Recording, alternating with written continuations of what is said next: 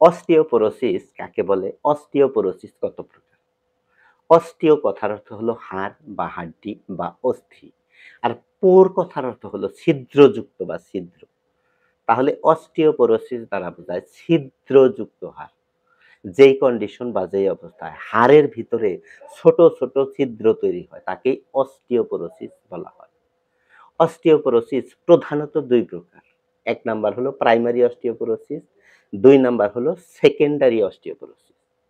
Primary osteoporosis, এই ধরনের osteoporosis পুরুষদের ক্ষেত্রে বয়স বৃদ্ধির কারণে হয়ে থাকে এবং নারীদের ক্ষেত্রে মেনোপজ বা মাসিক চক্র বন্ধ হওয়ার পরে হয়ে থাকে।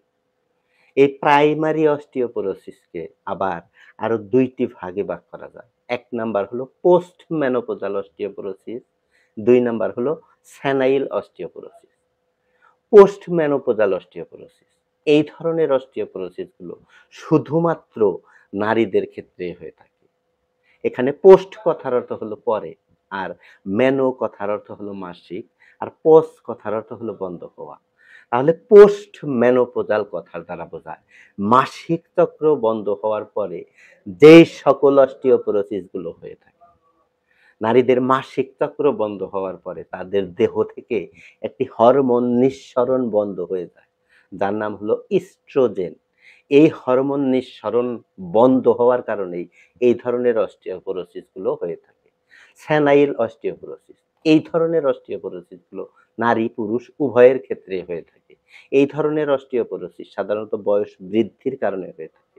আমাদের বয়স বাড়ার সাথে, সাথে আমাদের দেহের হাড়গুলোর ভিতরে ক্যালসিয়াম, ভিটামিন ডি এবং ফসফরাসের মাত্রা আস্তে, আস্তে কমতে থাকে। যার কারণে হাড়গুলো ভঙ্গুর হয়ে যায়। সবশেষে হলো সেকেন্ডারি অস্টিওপোরোসিস। এই ধরনের অস্টিওপোরোসিস গুলো বয়স বৃদ্ধির কারণেও হয় না এবং মাসিক চক্র বন্ধ হওয়ার কারণেও হয় না। এই ধরনের অস্টিওপোরোসিস গুলো নির্দিষ্ট কিছু রোগ, নির্দিষ্ট কিছু ঔষধের কারণে হয়ে থাকে। যেমন হাইপারথাইরয়েড, কুশিং সিনড্রোম, এই সকল রোগের কারণে হয়ে থাকে এবং কিছু স্টেরয়েড জাতীয় ওষুধের কারণে হয়ে থাকে। যেমন dexamethasone, hydrocortisone, prednisolone, methyl prednisolone. এই সকল ওষুধ লম্বা সময় ধরে সেবন করলে হাড়ের ভিতরে ইনফ্লামেশন অথবা ইনফেকশন হয়।